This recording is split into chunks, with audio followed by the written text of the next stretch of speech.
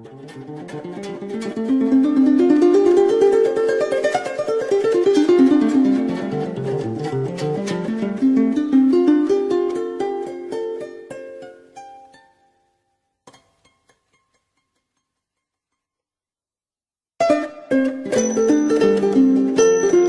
is a country which was run for many years by a military dictatorship. That dictatorship has opted in more recent times to try and transform itself into a democratic system where at least a level of popular participation in politics has become possible. The centre for this new effort is Naypyidaw, the capital of the new Myanmar. Naypyidaw is the place from which the former military dictators of the country have decided that they will try and rule a new political geography. So what is the Myanmar conflict about? Well, in very simple terms, the ethnic minority groups of Myanmar have been fighting almost 70 years for freedom from an oppressive government.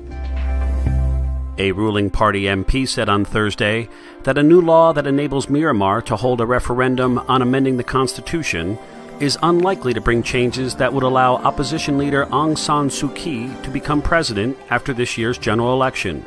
The move comes after domestic and international pressure to reform Myanmar's political system, which is stacked in favor of the military.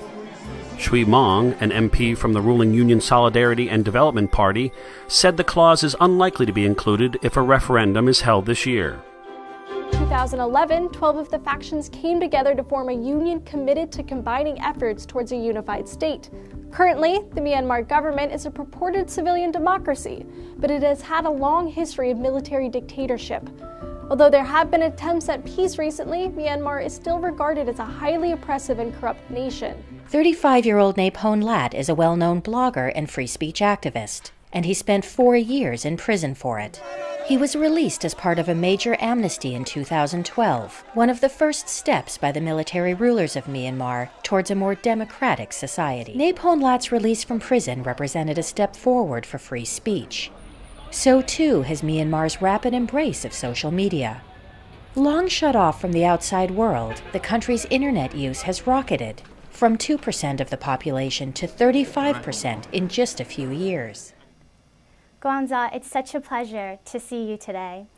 You founded the Irrawaddy magazine, and this publication has taken off and has had so many viewers and readers.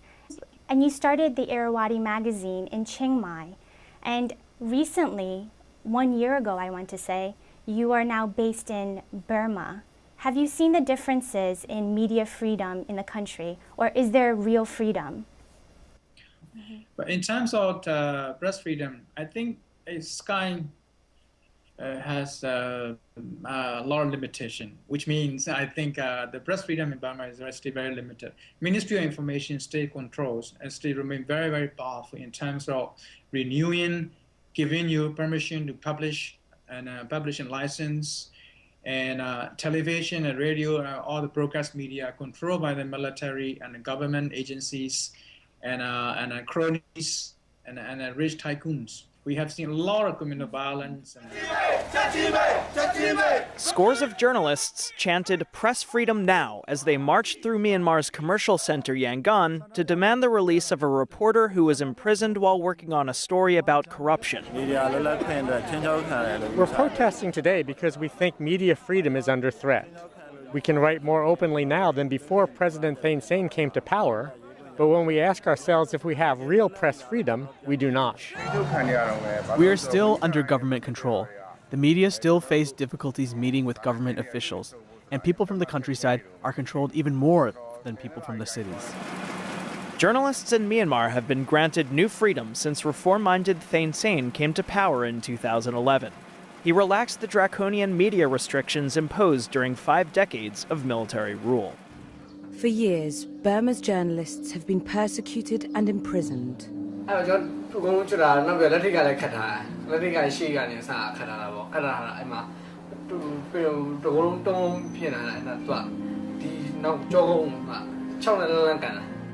Now, 5 formerly imprisoned journalists are free to speak out for the first time.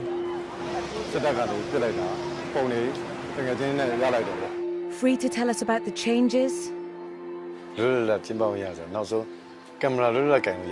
And the challenges.